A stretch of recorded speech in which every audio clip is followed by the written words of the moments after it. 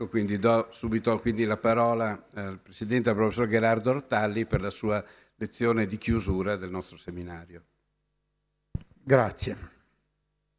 Un seminario come questo, che oggi si chiude sull'arte veneziana e veneta, si giustifica in partenza considerando quella qualificazione veneziana, considerando che sia qualcosa di più rispetto a una semplice precisazione geografica. In qualche modo sottintende dei caratteri abbastanza peculiari che la distinguono in qualche misura dalle contemporanee espressioni artistiche di altre aree, come potrebbe essere per l'esperienza lombarda o fiorentina o napoletana o altro ancora.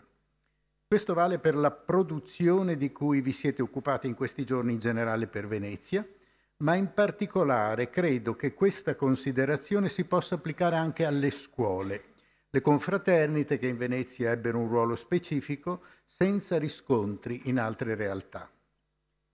E a questo punto, su questo punto specifico ritorneremo poi. Ma prima vorrei un attimo fermarmi su quella specificità di Venezia nel suo complesso, che per certi versi la distingue e isola rispetto alle altre realtà italiche.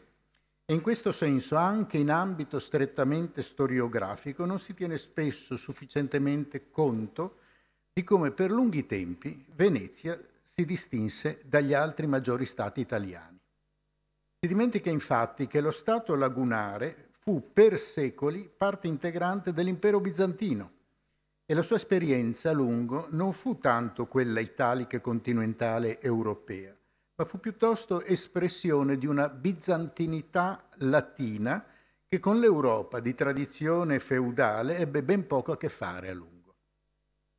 Si pensi, per intenderci con un minimo esempio, a come Venezia datasse sempre i suoi documenti con il sistema della indizione bizantina, oppure come fino al 200 i dogi portassero un titolo aulico bizantino di corte, anche se sempre più teoricamente, che segnava la dipendenza da Costantinopoli, fino a quando non fu Venezia stessa a prendere il controllo su Costantinopoli dopo la Quarta Crociata. È quell'alterità profondamente radicata rispetto all'Occidente continentale europeo che ancora, per esempio, ci attestava nell'undicesimo secolo Pier Damiani, quando nella sua ottica occidentale ricordava con scandalo gli usi della dogaressa, una sposa bizantina di Domenico Silvo, siamo alla fine dell'undicesimo secolo. Si comportava ai suoi occhi di uomo d'Occidente, appunto, in modo scandaloso, ma soprattutto incomprensibile. Con una vita languida e delicata, scriveva, vicina alla superstizione. Per il bagno pretendeva che i suoi eunuchi raccogliessero la rugiada. Non toccava mai il cibo con le mani. Erano appunto gli eunuchi al suo servizio a preparare in pezzettini i cibi che poi lei portava alla bocca con una forchettina d'oro. Era uno scandalo inconcepibile per un Occidente che avrebbe atteso molti decenni prima di conoscere l'uso della forchetta. Profumi, mollezze, incensi orientali che gridavano vendetta al cospetto di un dio occidentale. E giunge difatti la strana e precisa e santa punizione. Il suo corpo comincia a corrompersi, con un fetore tale per cui soltanto una serva, con tamponi profumati, riesce a entrare nella sua stanza per medicarla, finché arriva finalmente la morte orribile che è il giusto giudizio di Dio. E quando più tardi l'Italia passava all'organizzazione comunale e l'Europa si avviava alla stagione dei regni nazionali e dei grandi signori, Venezia rimase una repubblica a regime patrizio, senza reali riscontri, con una proiezione difesa finché fu possibile verso il mare e l'Oriente piuttosto che verso la terraferma.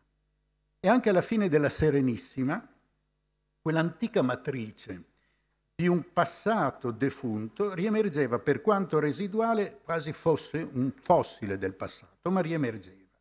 E così l'ultimo doge, Ludovico Manin, che al momento dell'elezione aveva fatto il giro in pozzetto, cioè sulla portantina, pulpito portantina portato in giro per piazza San Marco, gettando denaro alla folla, era ricorso a un rituale che era documentato almeno fino dal XII secolo e replicava in laguna per l'ultima volta l'antico uso degli imperatori bizantini.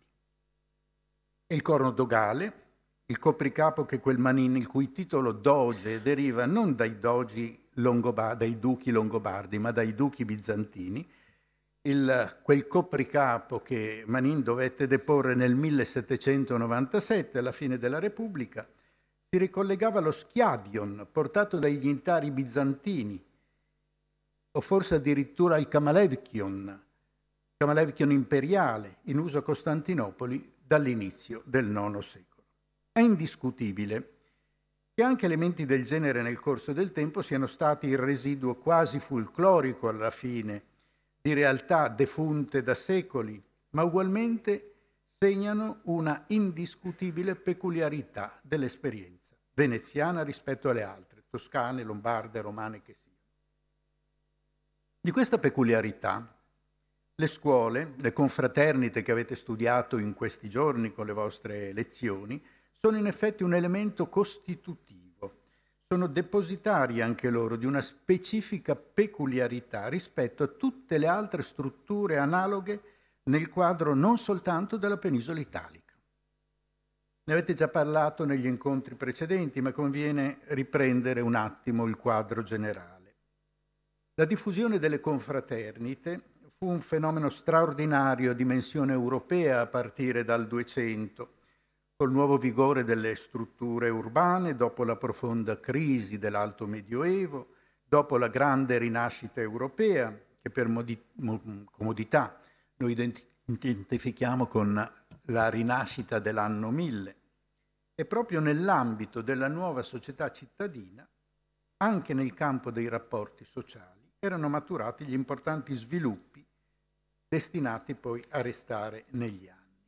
Erano aperti spazi molto larghi a organismi di solidarietà, in particolare a quel fraternalismo che diede vita a una fioritura di confraternite in cui le motivazioni religiose si combinavano con decise spinte di carattere fortemente laico, nella prospettiva della mutua assistenza e di un sostegno a fronte dei bisogni del vivere. Per salute delle anime e dei corpi è la formula veneziana di straordinaria efficacia con cui può essere riassunta la loro ragione d'essere. Il modello era quello di una famiglia artificiale destinata a intervenire con l'aiuto materiale, anzitutto a favore dei confratelli in situazioni di necessità nel corso dell'esistenza terrena, e con le preghiere e le liturgie fino al momento del trapasso. Il non morire soli era importante in quel periodo.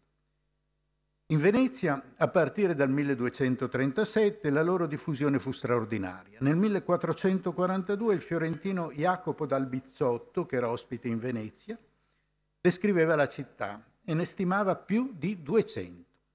Marin Sanudo, nel 1501, quando raccontava i funerali del cardinale Giovanni Battista Zeno, quello della Cappella Zen della Basilica Marciana, contava ben 210 scuole piccole e 5 grandi, o come lo indicava lui, dei battuti.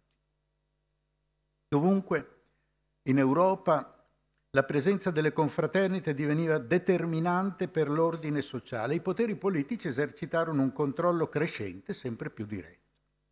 Ne utilizzarono anche i grandi capitali raccolti in secoli di donazioni benefiche per i fini governativi a tutto raggio. Così per esempio Firenze, Cosimo dei Medici, Cosimo il padre della patria, nel 1442, dal 1442, per consolidare il suo potere aveva usato la confraternita dei buonuomini di San Martino. Era il suo personale dispensatore di elemosine, e poi la sua famiglia, i Medici, attinsero con abbondanza dai fondi delle istituzioni caritatevoli locali, come la Casa degli Innocenti o il Monte di Pietà, anche per finanziare il puro mecenatismo e le feste di corte. La carità era una componente della politica, anche quando veniva esercitata attraverso confraternite tenute comunque in vari modi sotto controllo, nella consapevolezza dei suoi riflessi, dei riflessi delle confraternite, del sistema confraternale quanto all'ordine pubblico. Così, dopo le stagioni della nascita e del consolidamento, con l'affermarsi dello Stato moderno, il 400 vedeva un riassetto dell'assistenza, con interventi governativi che riorganizzavano il sistema complessivo nato nel segno fino allora della spontaneità. In questo sviluppo generale, alla complementarietà fra l'iniziativa delle confraternite private e quella delle istituzioni, quanto ai problemi assistenziali non fu ovviamente assente Venezia. Per lo più le autorità presero di fatto il controllo diretto del sistema confraternale. Di contro, quella del mantenimento di una sua autonomia strutturale rispetto allo Stato fu proprio una delle peculiarità veneziane, non dovuta a disattenzioni della Repubblica, occhiuta come sempre la Repubblica Serenissima. Non se lo sarebbe mai permesso una disattenzione. Si giunse anche in questo ambito a un rapporto funzionale tra Stato e società. Tra l'altro, le attitudini messe in essere favorirono il ruolo di disciplinamento sociale da parte delle scuole, che erano in grado di offrire agli affiliati, che erano cittadini e popolani, margini di azione politica e personale che erano altrimenti preclusi, essendo riservata, come sapete, ogni funzione pubblica, politica e giurisdizionale al ceto patrizio. Così le scuole, in questo insolito equilibrio, divennero un fattore di stabilità sociale e di adesione diffusa ai valori civici. In sostanza, pur intervenendo senza troppo remore sui metodi e sui modi di funzionamento, sui ruoli effettivi, sulle normative, sulle presenze nelle pubbliche cerimonie, sul numero massimo dei confratelli ed altro ancora, il governo marciano riuscì anche nell'ambito delle confraternite a muoversi con quell'abilità che consentì per secoli alla Repubblica di reggere in un rapporto funzionale con i propri cittadini e i sudditi. Di questo straordinario equilibrio fra società e istituzioni proprio le scuole, e in particolare quelle grandi, sono un elemento di assoluto rilievo. Su queste premesse io credo si possa capire come, nonostante la fine della Serenissima nel 1797, la soppressione delle confraternite, i decreti, le spoliazioni sistematiche, proprio e specificamente in Venezia le antiche confraternite abbiano potuto, benché a fatica, rinascere in autonoma responsabilità gestionale, come avete visto in questi giorni. È difficile pensare che con altre e diverse vicende storiche alle spalle questo avrebbe potuto accadere. E in questo io credo si debba riconoscere una volta di più anche il peso della peculiarità dell'esperienza veneziana. A questo punto vorrei passare ad un'altra considerazione che credo importante, sempre però partendo dalle scuole. Mi è capitato di affermare in più occasioni che queste confraternite, a prescindere dal ruolo religioso, che confesso in questa prospettiva a mio vedere è anche secondario, con gli edifici che tengono in vita sono un punto di resistenza per la salvaguardia di Venezia. Oggi le scuole sono istituzioni sostanzialmente private, mantenute dai confratelli, che a parte gli impegni di ordine liturgico e religioso, soprattutto si impegnano a conservare, a valorizzare il grande patrimonio artistico di cui sono ancora titolari e che voi in questi giorni avete potuto misurare e studiare. Non è un compito di poco conto, condotto con spirito di volontariato, con costi rilevanti che trovano modesti sostegni pubblici. E le scuole che ancora sopravvivono sono monumenti anche imponenti, ricchi di opere d'arte, che tuttavia restano marginali rispetto ai grandi percorsi turistici di massa. In altre parole, sono luoghi in cui arte e storia si incontrano in un impegno volontario per una forma di fruizione turistica dolce, lontanissima da quella con cui noi ci misuriamo anche soltanto uscendo da questo edificio. È un pezzo di una Venezia antica e autonoma che cerca e riesce a sopravvivere. Possiamo dire che si tratta per certi versi di isole che in continuità con una tradizione di cultura di matrice tipicamente locale, offrono un modello alternativo di utilizzo della città, non meno importante per il fatto di essere marginale rispetto alla prevaricante presenza del turismo di massa e dei grandi numeri che stanno sommergendo Venezia.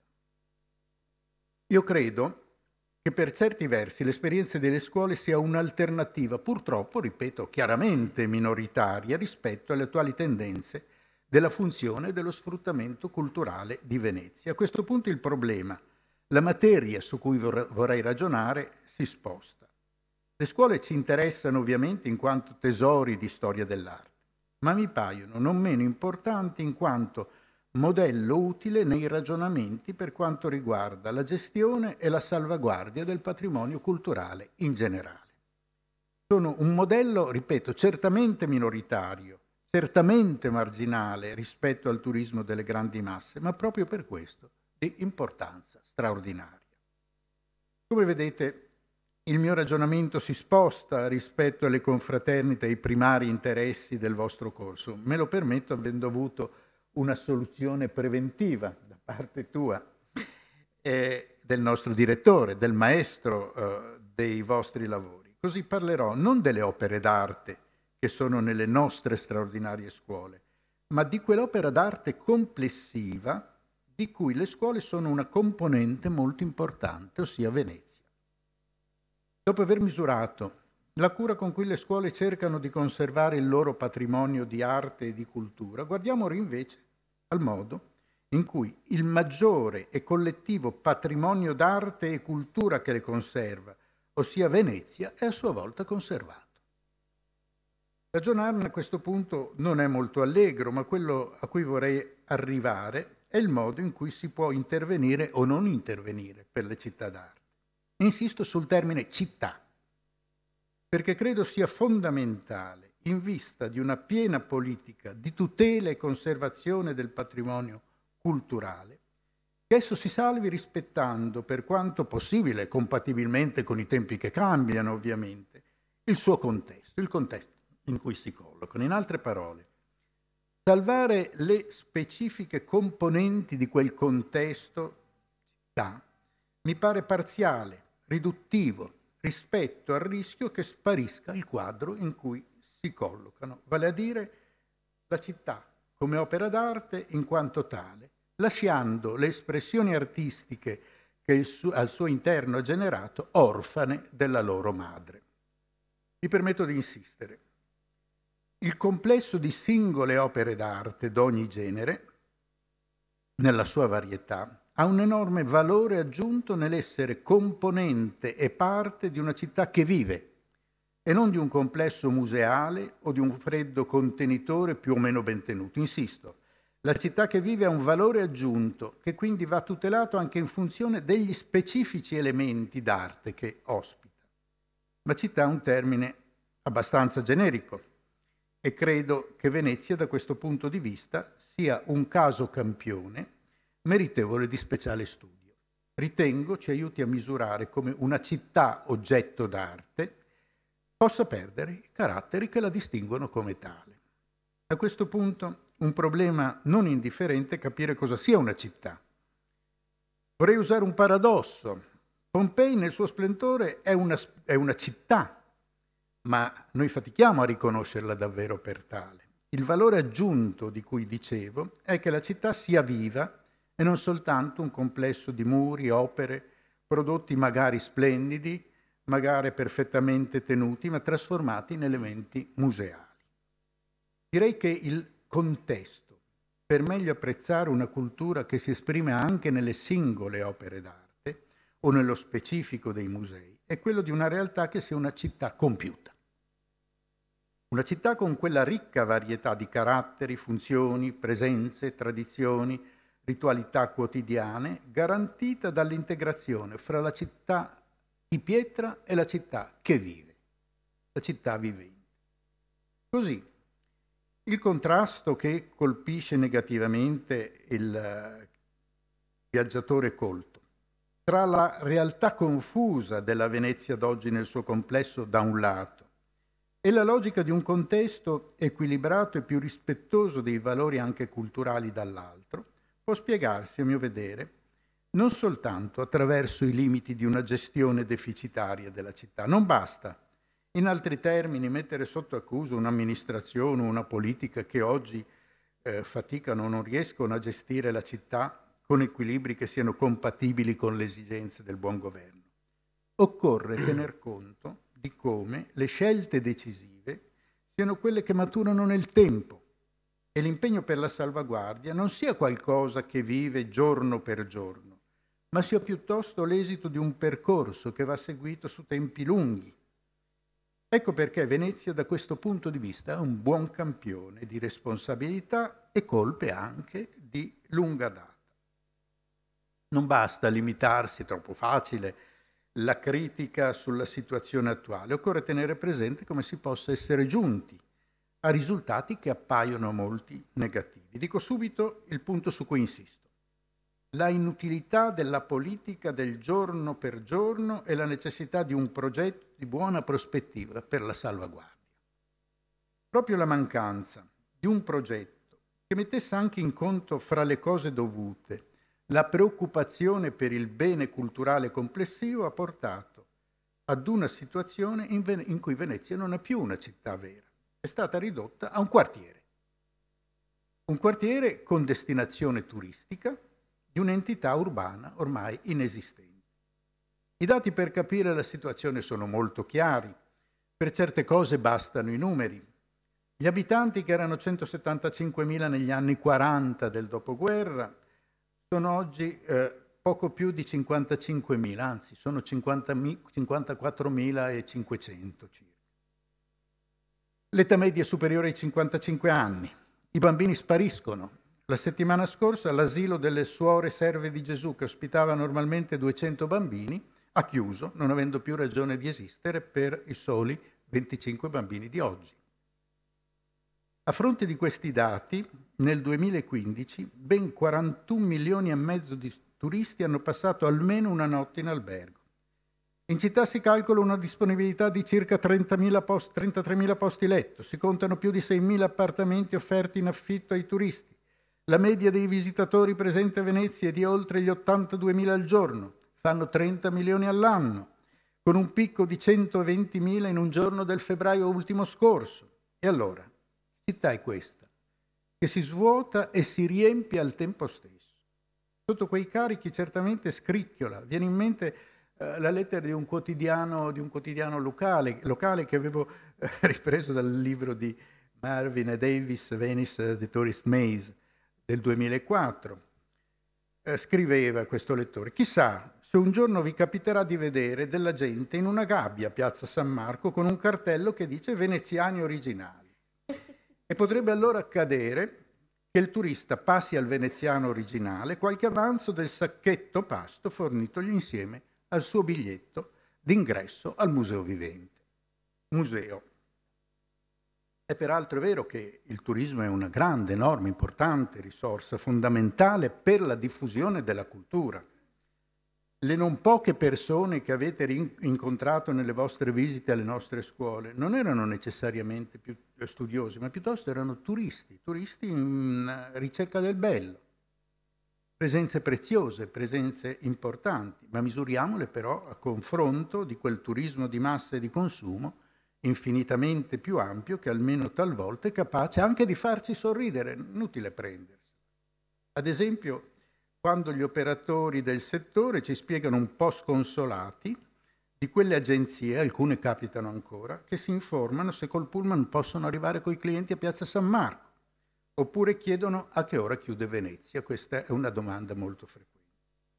Per la verità, gli operatori professionali di quel genere si riducono col tempo, stanno sparendo, ma le occasioni per sorridere stupiti, vi confesso, vi assicuro anzi, che non mancano ancora oggi. Per esempio, quando una delle molte guide di piazza, quelle guide improvvisate, quelle guide d'assalto che ci sono, spiega che il fondaco dei tedeschi si chiama così perché durante la guerra era il comando germanico. Ovviamente, altro mondo è quello delle guide ufficiali, le quali hanno fatto corsi e hanno sostenuto esami pubblici. Semmai saranno loro a dover affrontare le domande più strambe di quella che a Murano, a fronte della chiesa di San Pietro Martire, chiede se martire è il cognome. E poi c'è chi desidera sapere il nome dell'attuale doge o di conoscerne lo stipendio, o quello che domanda se era un pittore molto famoso questo Rinascimento, o l'altro che si informa se si possono andare a vedere anche i quadri del famoso Tinto Pinto. Sembrano favole, ma sono tutte incredibilmente vere e verificate. Se ne potrebbe fare, badate, una lunga antologia. Possiamo ben riderci sopra, ma poi resta il grande ventaglio dei turisti e lo squilibrio tra chi visita la Scuola Grande e chi invece desidera di vedere Tinto Pinto. Le due situazioni non sono mondi diversi che non interferiscono tra loro, ma sono un'unica realtà in cui Tinto Pinto travolge la Scuola Grande senza che possiamo illuderci che non ci sia un rapporto tra le due cose. Torno all'esempio delle singole opere quali componenti della città come grande opera d'arte complessiva. Allora è come pensare ad una bella tela ma con una pessima cornice, o una bella cornice ma in una collocazione sgangherata, o a una collocazione perfetta ma in un contesto degradato. In questa sorta di legami strutturali il peggio incide, vince sul meglio. Il loro rapporto non è indifferente. Non sono una sulla Terra e l'altra sulla Luna. Tornerei però al punto di partenza, il problema della salvaguardia, che per essere effettiva non può prescindere dal complesso in cui i singoli elementi costitutivi si collocano. E allora il problema, il caso esemplare, è Venezia. Come la gestione della città, con tutte le sue infinite ricadute e conseguenze, incide sulla qualità complessiva. E il giudizio, permettetemi, è assolutamente negativo. C'è da chiedersi come si sia giunti alla situazione attuale, sostanzialmente meno parecchio fuori controllo, ma questo è appunto il risultato della mancanza di un vero progetto, non di colpe di singoli, ma di colpa di uno sviluppo.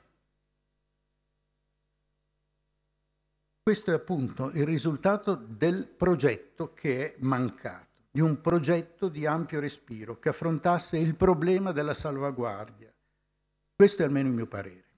Ricordo sempre il primo contatto che ebbi con la realtà veneziana. Molto tempo. Io sono un immigrato esterno. Verso la fine degli anni 60 mi capitò di assistere, meravigliato, a un dibattito che riguardava la costruzione per Venezia di una terza zona industriale. Lo scontro era duro. Una minoranza sosteneva l'assurdità di un potenziamento dell'industria petrolchimica nel luogo attuale, cioè al centro, nel cuore di un complesso insediativo come quello sostanzialmente urbano di Venezia Mestre Marghera, piuttosto che ragionare su scelte diverse per un diverso avvenire. Di contro, una maggioranza di carattere assai più istituzionale, composta da politici, sindacati e ambienti industriali, sosteneva l'opposto nel nome della modernità e della difesa dell'occupazione. Il contingente. Pur da ignorante, mi sembrava implausibile che si puntasse per il futuro dell'occupazione su lavorazioni e impianti che ormai si collocavano in zone marginali persino nei paesi in via di sviluppo. La nuova struttura pareva destinata a fallire e se allora i posti di lavoro di quella struttura erano oltre 40.000, oggi, se sono tanti, arrivano forse a nemmeno 5.000.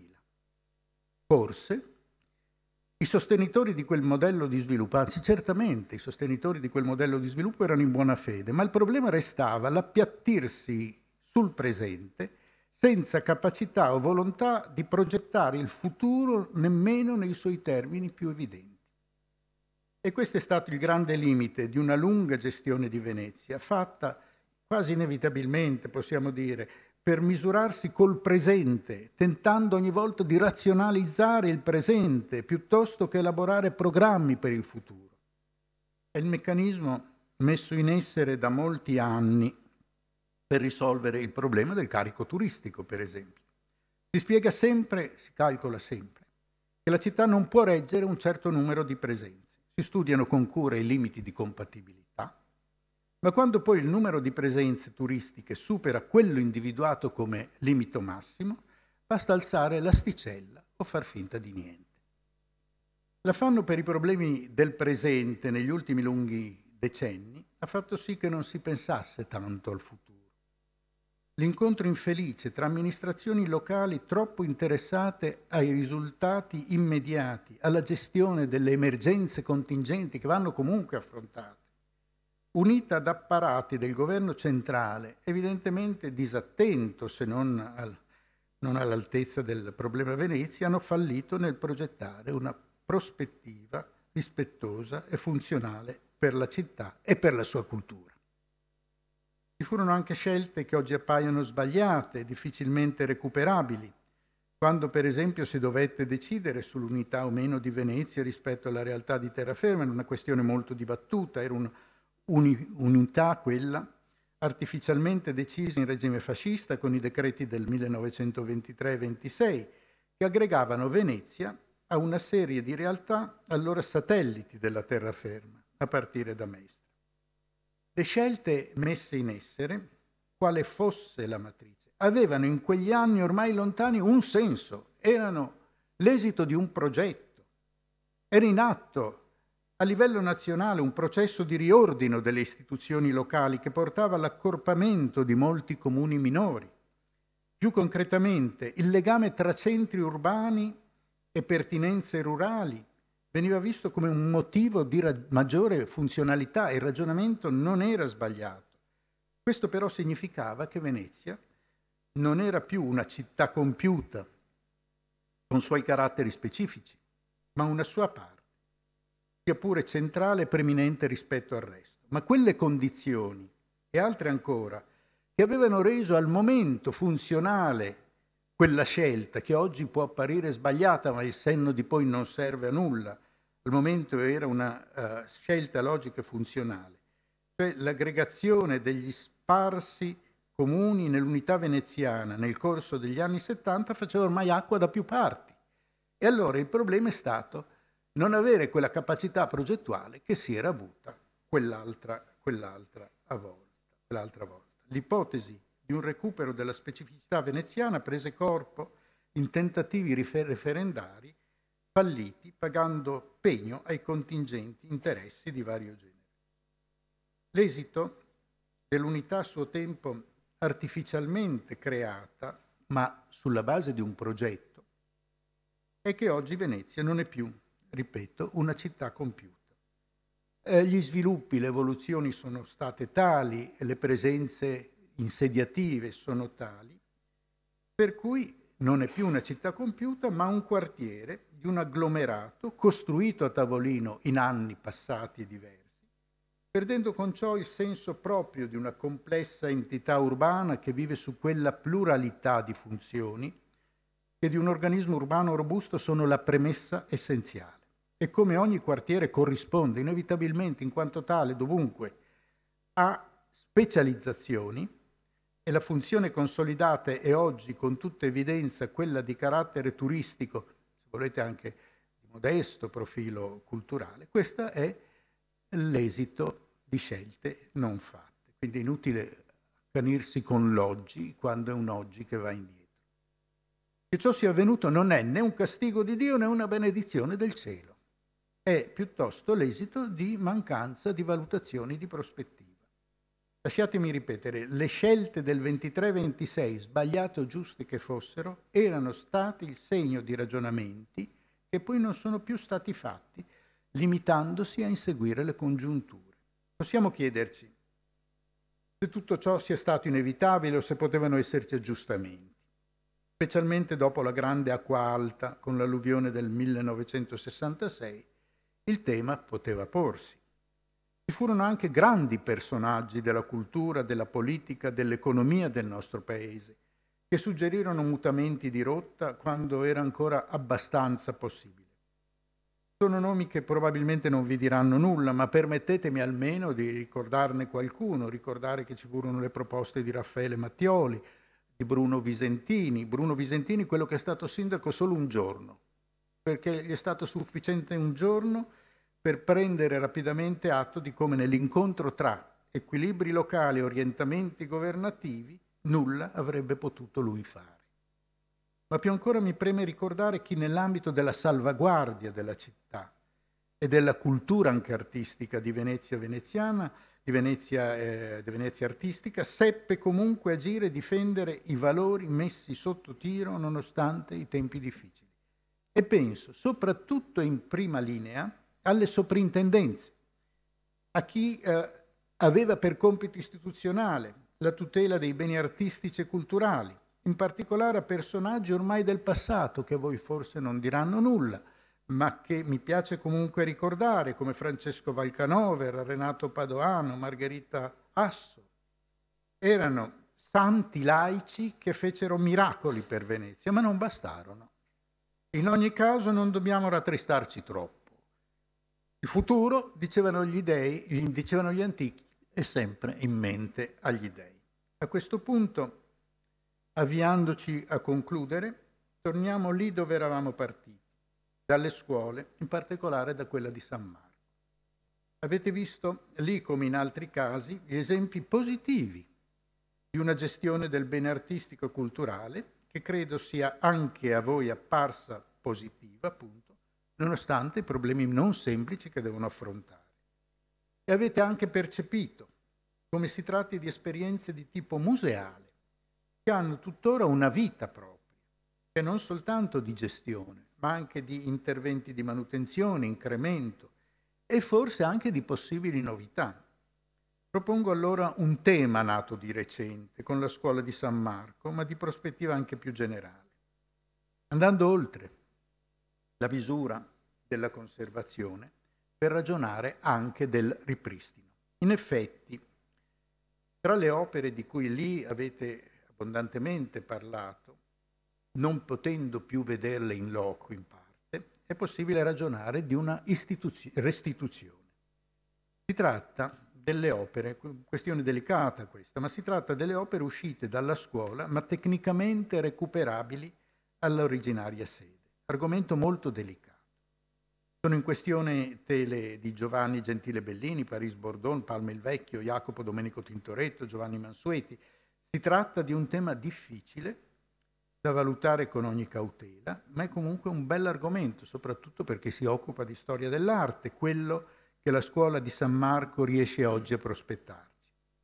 Avete visto nella sala dell'albergo e nella sala capitolare un succedersi di teleri originali e di coppie che certamente sono utili per il recupero del rapporto fra dipinti e architettura. Sono un ripiego, ma è meglio che niente.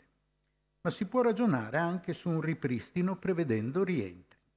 Nel dopoguerra, prima ancora di completare il rifacimento dello scalone nel 1952, sulle pareti della sala dell'albergo nel 1948 erano stati riportati 5 grandi teleri che erano rientrati a Venezia, tornati in loco, trasferiti per il restauro nel 1987 alle Gallerie dell'Accademia, sono tuttora lì.